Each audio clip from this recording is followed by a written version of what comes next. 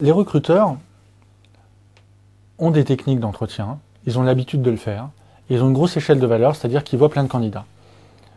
Tricher, ça ne marche pas aussi pour ça. Parce que cherchez pas à savoir ce qu'évalue un recruteur, il évalue trop de choses en même temps. Et en plus, je vais vous donner un exemple qui est marquant, qui sert deux propos. Le premier, il ne faut pas tricher. Le deuxième, assumer le fait de laisser des blancs dans un entretien. En entretien, parfois, on enchaîne deux questions. Le recruteur enchaîne deux questions, une très simple qui ne mérite pas de réflexion et une très complexe.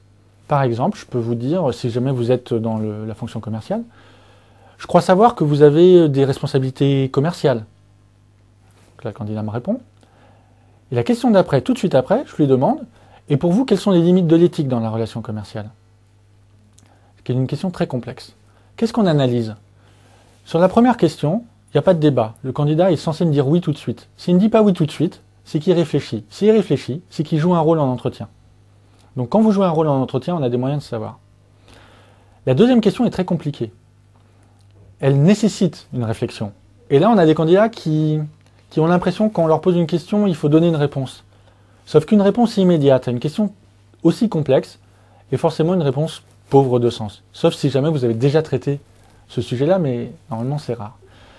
Donc il ne faut pas répondre tout de suite, il faut assumer le fait qu'en entretien, à un moment, on vous pose une question compliquée qui vous dépasse un peu.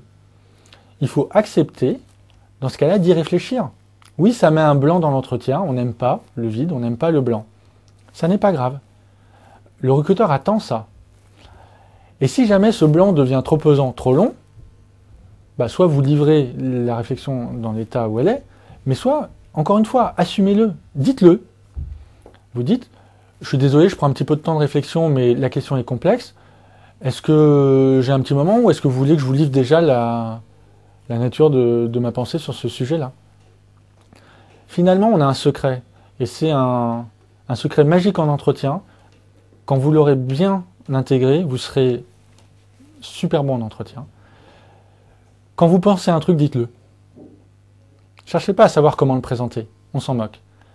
Je reprends le cas. Il y a un blanc, ça devient pesant, je le dis.